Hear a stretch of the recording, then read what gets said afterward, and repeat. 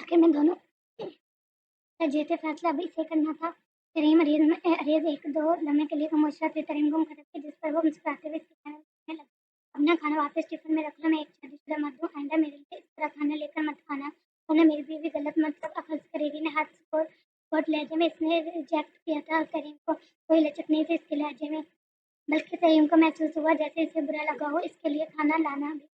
तरीम के कानों से मारे शर्मिंदगी के धोखे निकल एक दो लम्हे तो सिर्फ ये यकीन आने लगी तो वाकई रिजेक्ट कर दिया, वो भी ये कहकर कि वो शादीशुदा मर्द है। एम्बेरसमेंट व शर्मिंदगी ये बहुत छोटे लफ्ज हैं इन फीलिंग्स को डिस्क्राइब करने के लिए जो तहरीम इस कलम में महसूस कर रही थी। जब यकीन आ गया है तो हाँ, इसने रिजेक्ट कर दिया, वो भी नहायत मैरी के साथ। तो आंखों में आंसू भर आए। ओके, दोनों मुठियां पंजे करे नजर झुकाए, फिर एक लफ्ज जवाब दिया और अपना सामान समेटने लगी। जया को पहले बार एहसास पर्सनैलिटी रूड हुआ और एलियस बहुत सख्त मेल तहरीम के वहां से जाते ही एलियस खाना खाने के लिए आ गया था। वो सफे पर आराम से बैठने के खाना खाने लगा जैसे वो कुछ हुआ ही ना हो। तुम बहुत संगदिल आदमी हो रेज, तुम अपनी मोहब्बत के साथ ऐसा कैसे कर सकते हो? क्या जोहन ने नहीं देखा था कि रेज ने कितने साफ लफ्जों में इसे जलील किया था? एक औरत कभी भी शादीशुदा मर्द के पास इतने धड़ल्ले से नहीं आती। अगर इसे उम्मीद ना दिलाई जाए, और यकीनन ये उम्मीद इसे आज जाहिर ने दिलाई होगी, तभी वो आज यहाँ खड़ी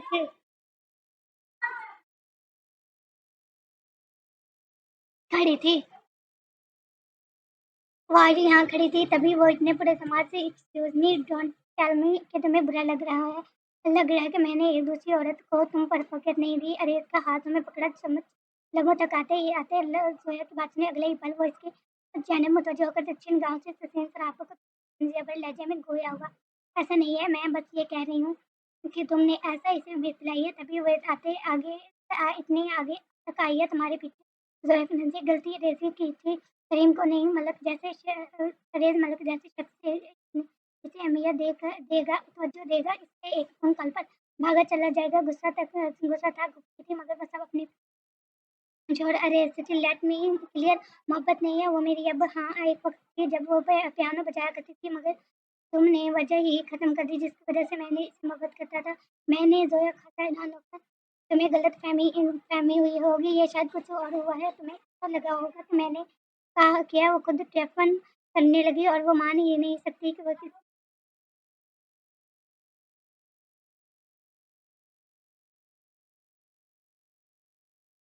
अपने मफाद के लिए इसकी उंगलियां तोड़ दी, इसका करियर ही खत्म कर दिया जिंदगी भर के लिए।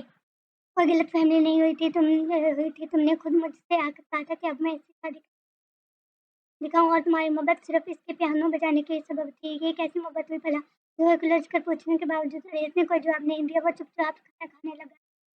और अगर अब वो तुम्हारी मोहब्बत नहीं है तो फिर क्यों इसके लिए एक कार पर भागे चले जाते हो? क्यों इसका इतना ख्याल रखते हो? इस पे करते हो? खाना मुकम्मल खामोश हो गया था, मगर जोया खामोश नहीं हुई थी। वो और ना ही वो हंसती थी। वो सवालात थे जो अब इसके जहन को मज़ीद उलझा रहे थे, क्योंकि वो बहुत कर्जा है इसका मुझ पर। मुकम्मल इसकी सुनहरी आंखों में देखती गंभीर लहजे में गोया। कर्जा? हाँ कर्जा, वो तस्दीक कर रहा था। तो क्या जिंदगी भर इसके आगे पीछे घूमते रहोगे इसका कर्जा उतारने के लिए? वो चिल कर बोली, ये भी तुम्हारी ही मेहरबानी है जिसका सवाल किया गया। इतने ही दिल का जवाब मुकब्बल की जानिब से।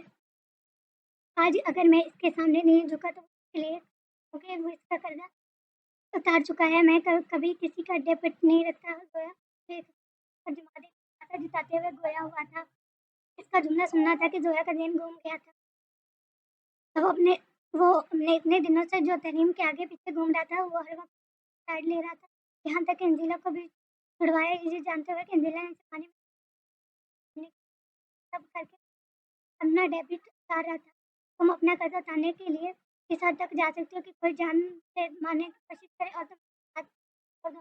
जोया के लहजे में तराज था, गुस्सा गुफ्ती थी और बहुत तैश हो गई थी। और वो जोया को चढ़ा हुआ कर्जा है जो मैं ऐसा उतारूं।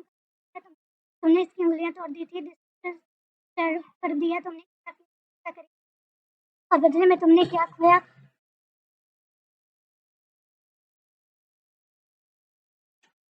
जोया कुछ भी नहीं, तुम बिल्कुल मेरे सामने सही सलामत बैठी हो और तुम्हें पानी में अंजिला ने धक्का दिया था, तरीम ने नहीं। लेकिन जब वो पास आई और इसने मुझसे मदद चाहिए तो मुझे लगा इससे तुम्हारे डेबिट उतार जाएगा और तुम्हें इसके सामने आइंदा चुनौती नहीं होना पड़ेगी इसकी उंगलियां डिस्टर्ब करने के लिए, क्योंकि मंजिला के बचाव कर हमने को साथ ले लेगी तुमसे तो देखा जाए। और राहिल तो जया अकसम चौधरी, मैं तुम्हारे डेबिट उतार रहा हूँ, फिर रहा हो अभी तक आखिरी जुमले पर इसने अभी एक एक लफ्ज जिताते हुए अदा किया। ऐसे बता रहा हो कि तुम सिर्फ रायता पिलाने का काम करती हो, लड़की पीछे भरपाई मुझे करनी पड़ती है। जोया इसकी पूरी कहावत सुनने के बाद बिल्कुल खामोश हो गई थी, वो भी शर्मिंदा सी।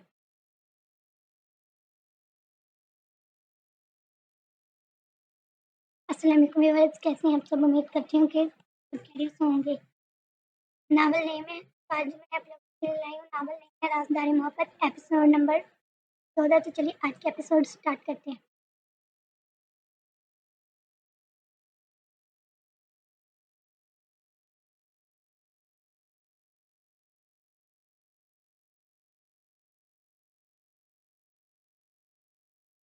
अरे इसकी पर्सनैलिटी बहुत उलझी हुई थी, बहुत पुरस्कार थी। वो जिस तरह लोगों के कर्जे उतारता, वो जिस तरह लोगों को ट्रीट करता, वो जिस तरह अपनी मोहब्बत बदलता, सब कुछ बहुत अजीब था। खाना खाओ जोया, क्या चाहती हो मैं तुम्हें अपने हाथों से खिलाऊं? वो तंजिया पूछ रहे थे। खामोश बैठा सोचा, मैं डूबा देखा, मगर अगले ही लम्हे वो बजाय कुछ कहने के इसके कंधे पर अपना सर टिका गई, जैसे बहुत थकी हुई हो। सब को बहुत कुछ उलझा हुआ था इसके नजदीक, ना इसे अपना माजी मिल रहा था और ना ही इसे अपना फ्यूचर बनता हुआ नजर आ रहा था। वो तो अपने सोचा फिर इसके मजबूत कंधे पर लगाकर आराम से बैठ गई, मगर वो नहीं जानती थी उनका बंद कर दी क्या हुआ।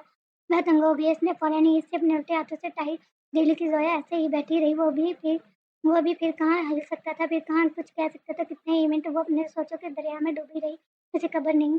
वो शख्स जिसे एक एक मिनट कीमती होता है, वो यूं फोन बैठा था जैसे दुनिया में अब कोई काम ही नहीं।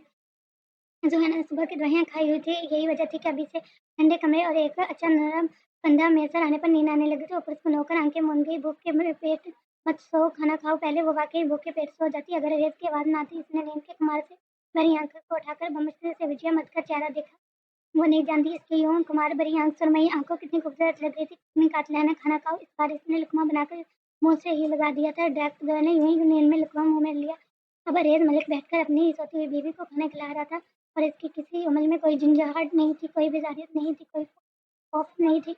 जोए की समझ ही नहीं आ रहा था कि इसे अचानक इतनी नींद क्यों आ रही है। इसने दुआएं कर रहा वो भी खड़ी थी, मगर तभी इसे इतनी शिद्दत नींद आई, वो चाह कर भी अपनी आंखें नहीं खोल पा रही थी अब। और जोया कहाँ जानती थी कि रेत को लग रहा था कि वो बहुत तकलीफ में है, क्योंकि इसके हाथ व पाँव बहुत चोट आई है। यही वजह थी कि उसकी दवाइयों में नींद की दवाई डालकर आ गया था, ताकि वो आराम से दवाई खाकर सो जाए। अभी खबर थी वो लड़की बजाय घर में आराम से सोने के इसके लिए टेबल लेकर ऑफिस पहुंच जाएगी।